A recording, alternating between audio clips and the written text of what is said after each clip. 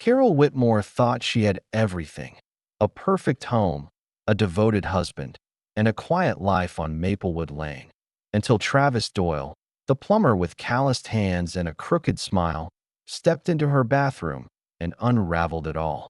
By the time her husband Jeff uncovered the affair, betrayal had already turned to blood, and the peaceful suburban dream had become a nightmare buried 6 feet deep. Maplewood Lane was the kind of neighborhood that people dreamed of when they imagined the perfect suburban life. The houses were nearly identical: white fences, trimmed hedges, and well-tended lawns. Every morning, the sound of sprinklers echoed down the street, and every evening, porch lights flickered on like clockwork. People smiled, waved, and went about their lives without asking too many questions. It was the kind of place where nothing ever happened until something did. Carol Whitmore had lived on Maplewood Lane for 7 years. At 38, she was the picture of a suburban housewife, always dressed neatly, her blonde hair tied back, and her home spotless. Her husband, Jeff, worked in logistics and was rarely home before 8. He was responsible, steady, and predictable. Their routine never changed. He worked, she managed the house, and on weekends they had dinner with his colleagues or hosted quiet get-togethers with neighbors. They had no children. By choice or circumstance, no one really knew. From the outside, they were a perfect couple with a perfect life. But Carol was suffocating. Each day blended into the next. The silence of the house became unbearable. The ticking of the clock echoed through the rooms, a constant reminder of time slipping by. She tried hobbies: painting, yoga, gardening, but nothing filled the void. Most of her time was spent scrolling through her phone, watching lives more exciting than her own. She watched documentaries, read thrillers, and even followed true crime podcasts. It was her strange little escape from the monotony. She never imagined she'd end up living one of those stories that in early March, a pipe under the upstairs bathroom sink began to leak. It was minor, but enough for Jeff to call in help. He wasn't the kind of man to fix things himself. He looked up a local contractor and scheduled the repair while he was away on a business trip. That's when Travis Doyle entered the picture. Travis was the opposite of Jeff in every way. Mid-30s, rugged, a little rough around the edges, and clearly comfortable in his own skin. He wore a torn flannel shirt and jeans stained from years of labor. His voice was low and casual, and he had the kind of smirk that suggested he didn't take life too seriously. He arrived mid-morning, toolbox in hand, and introduced himself with a firm nod. Carol offered him coffee, more out of politeness than interest. But as she watched him work, she felt something unfamiliar: curiosity. She lingered nearby, asking questions that weren't really about plumbing. Travis, for his part, didn't seem to mind. He stayed longer than necessary, told a few jokes, and smiled like he knew she needed the attention. When he left, Carol stood at the window and watched his van pull away, her heart racing for reasons she couldn't explain. 2 days later, Travis returned, claiming he had forgotten a wrench. Carol didn't question it. She welcomed him inside, offered coffee again, and this time, they sat at the kitchen table for almost an hour talking about nothing in particular. After he left, Carol felt something she hadn't felt in years: alive. The days that followed, Travis became a regular presence. There were always reasons to come back. One pipe led to another, then the water heater needed checking, then the garage sink was clogged. No one thought it was strange. Maplewood Lane wasn't the kind of place where people watched too closely. Or at least, that's what Carol believed. But someone was watching. Someone who noticed the van parked too often in front of the Whitmore house. Someone who knew that in neighborhoods where nothing ever happens, secrets don't stay hidden for long. The change in Carol didn't go unnoticed. Her hair was done more often, makeup applied even when she wasn't leaving the house. Her clothes shifted from casual to flattering, and her mood seemed lighter. She hummed while cooking, rearranged furniture, and even took up baking again, activities she had abandoned long ago. But the biggest change of all was the subtle anticipation in her eyes each morning, as though she was waiting for something or someone. Travis had become a regular fixture, though never officially. His visits were unannounced and unpredictable, often under the pretense of checking on some plumbing issue or evaluating another part of the house. Carol never questioned his presence. She welcomed him like she had been expecting him all along. He filled the silence Jeff left behind. His presence was a storm, chaotic and thrilling, and Carol was willingly pulled into its eye. The affair unfolded quickly. One day they were talking over coffee in the kitchen, the next they were wrapped in each other in the dim light of the laundry room. It wasn't love, not in the traditional sense. It was need, urgency, and escape. For Carol, it was a rebellion against everything she had been conditioned to accept, a perfect life that felt more like a cage. For Travis, it was something simpler, a distraction, a thrill, a chance to play a role in someone else's hidden life. But not everyone was oblivious. Across the street lived Evelyn Langston, a retired widow with sharp eyes and a sharper memory. She had lived on Maplewood Lane for over 40 years and noticed everything. Who came, who went, which kids skipped school, and when someone forgot to mow their lawn. She began to take note of the blue van that appeared every other morning. She noticed Carol smiling more, stepping outside in makeup and heels just to check the mailbox. Evelyn didn't believe in coincidences. During a casual run-in with Jeff at the local supermarket, she mentioned the plumber, asking with a sweet smile if they were renovating. Jeff raised an eyebrow. "Plumber," he repeated, confused. Evelyn, satisfied with his reaction, just nodded and moved on. But Jeff didn't. That evening, Jeff scrolled through their shared home security app, realizing only a few cameras were active. Most were pointed outside. He quietly installed a small, motion-activated camera in the hallway, near the entrance to the kitchen. He said nothing to Carol. He simply waited. 2 days later, while away on a business trip in Denver, Jeff accessed the footage from his hotel room. What he saw was undeniable. The man was in his house. Travis had entered without knocking. Carol had greeted him with a kiss, one far too familiar to be mistaken for anything else. They disappeared into the kitchen, and the camera captured nothing else. But it didn't need to. Jeff didn't rage. He didn't throw things or call Carol. Instead, he stared at the screen, silent and cold. He closed the app, stared out the hotel window, and made a decision. This wouldn't be a conversation. It wouldn't be a divorce. It would be something else entirely. He returned home the next day, but said nothing. He kissed Carol's cheek, asked about her day, and sat at the table like he always did. She smiled at him, none the wiser, unaware that he knew. Unaware that the game they were playing had shifted. While Carol was busy daydreaming about Travis, Jeff was busy researching, quietly, thoroughly, and with a chilling focus. What he found wasn't just how to catch someone cheating. He was reading about how to disappear someone, how to clean a scene, how to make murder look like misadventure. Behind the calm mask of a betrayed husband was a man preparing to rewrite the rules of betrayal. Jeff's behavior became unusually calm in the days following his discovery. To anyone observing from the outside, he seemed unchanged, maybe even more affectionate, more present. He brought home flowers, made dinner reservations, and complimented Carol more than usual. Carol, flattered by his sudden attention, began to feel a strange sense of guilt. She told herself she would end things with Travis soon, maybe even tomorrow. But tomorrow kept moving further away. In reality, Jeff's calmness wasn't forgiveness, it was calculation. He had moved past shock and was now focused entirely on execution. He began compiling a list of supplies. He purchased items in small quantities from multiple stores and paid in cash. A tarp from a hardware store 3 towns over. Industrial-strength bleach from a janitorial supply company. Gloves, plastic sheeting, and a second-hand shovel from a yard sale. He even created a fake email address to research soil composition and decomposition rates in colder climates. Nothing was impulsive. Every step was precise that he kept his planning quiet and his timeline short. The opportunity would come soon.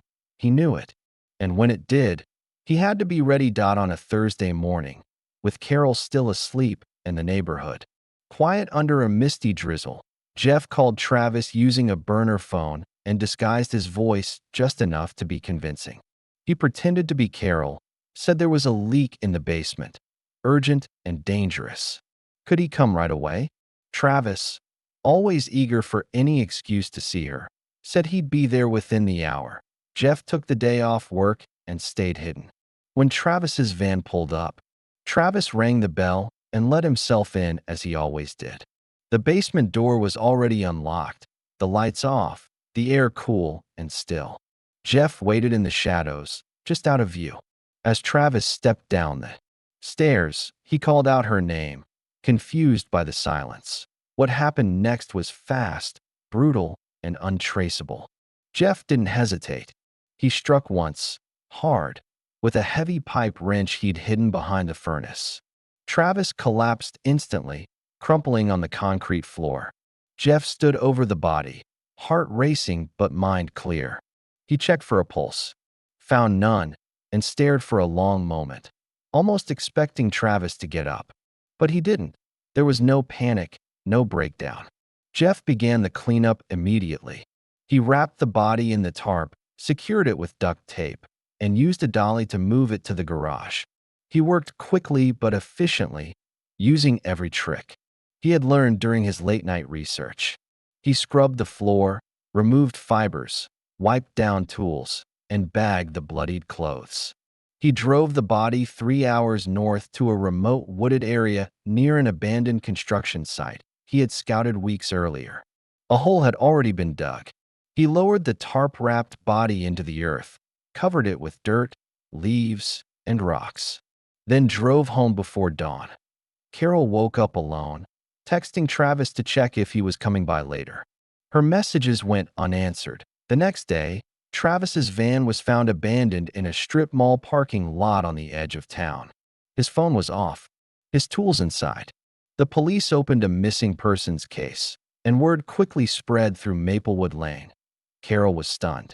She cried, blamed herself, convinced that maybe Travis had run away after realizing their affair would never become anything more.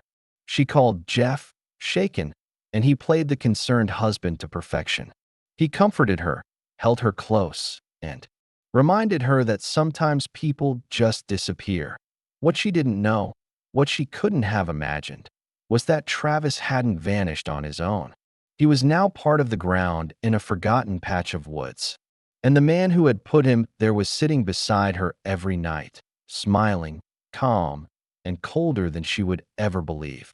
The news of Travis Doyle's disappearance spread quickly, first through whispered conversations at local diners, then through official updates from the county sheriff's department. His van, found abandoned with the keys still in the ignition, was the first red flag.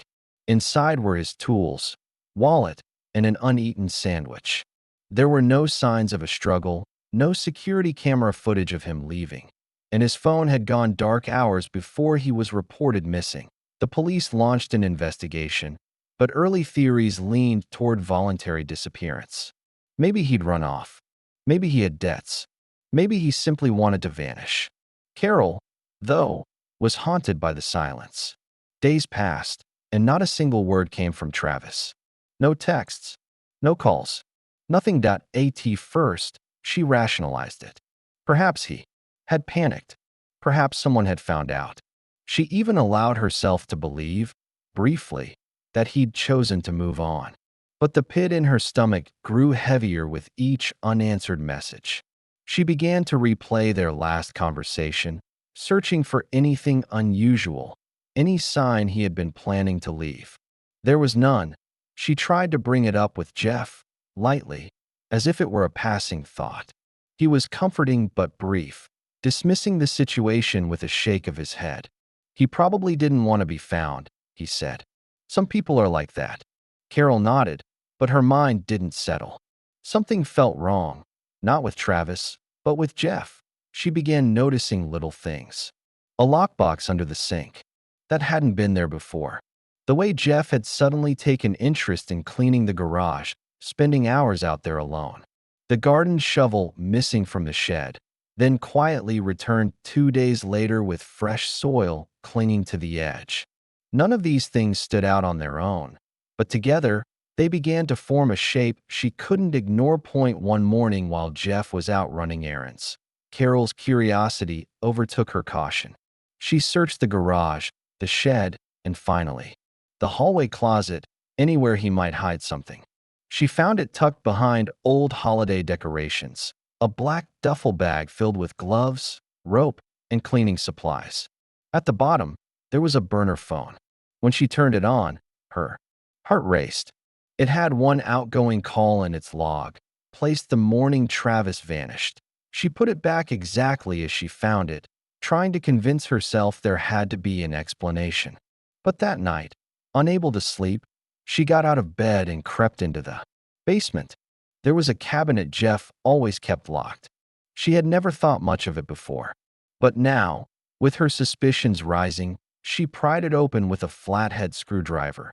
Inside were two objects, a pair of stained work gloves and a folded, dirt-covered tarp.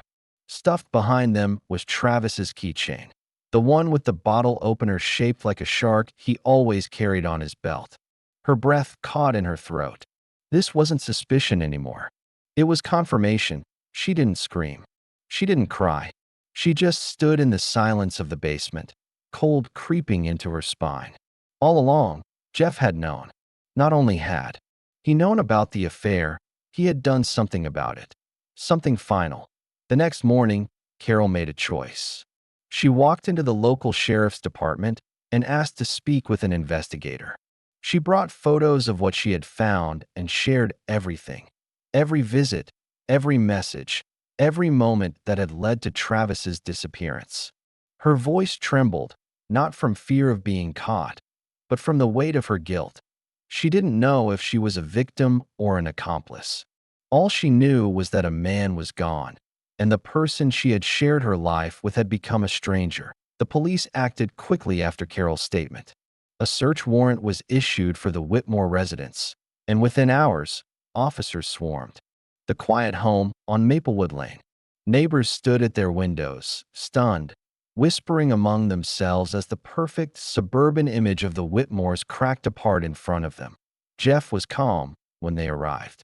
He didn't resist, didn't argue.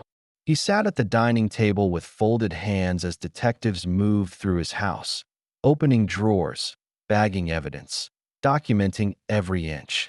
In the garage, they found the duffel bag exactly where Carol said it would be. In the basement cabinet, they recovered the gloves, tarp, and keychain. A digital forensics team traced the burner phone back to the call placed to Travis on the morning of his disappearance. Everything pointed in one direction, but the case took a turn during forensic analysis. The gloves had blood traces, consistent with Travis's DNA, but they also had fingerprints. Not just Jeff's. Carol's prints were there too, and in multiple locations. In addition, strands of her hair were found wrapped in the duct tape and on the inner lining of the tarp. The police returned to question her again, this time with new suspicions.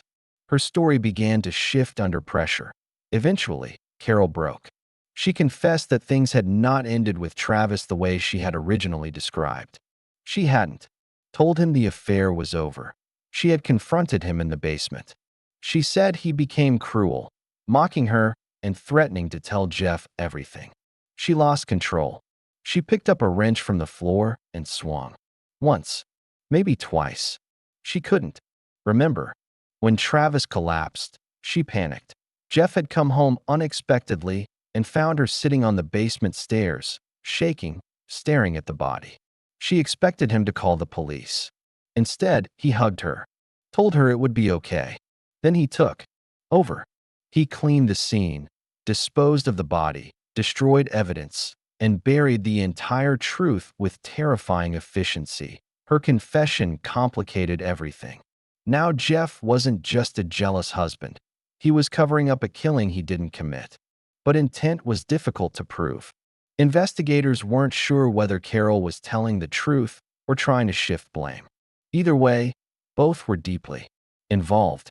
Both had made choices that led to Travis Doyle's death and the elaborate effort to erase him. During trial, the prosecution painted a picture of a marriage built on lies and silence, shattered by betrayal and sealed by murder. Jeff's defense team argued he was acting out of loyalty, trying to protect a broken woman who had snapped in a moment of fear. Carol's team insisted she had been manipulated by her husband, first into silence, then into covering her tracks. The jury struggled to find clarity in the murky timeline of events in the end. Both were convicted. Carol for involuntary manslaughter, Jeff for conspiracy, evidence tampering, and unlawful disposal of human remains. Carol was sentenced to 12 years. Jeff received 15. The courtroom was quiet as the verdicts were read. No outbursts, no tears. Just a numb acceptance that the life they once built was now a memory, demolished by secrets and choices neither could undo. Maplewood Lane changed after that. The Whitmore house was sold, its windows forever shut. Neighbors spoke in lowered voices, and the idea of safety and familiarity was lost. The street had become a reminder that even in the quietest corners of suburbia, beneath manicured lawns and smiling faces, darkness could fester unseen, until it finally surfaced in the most unthinkable way.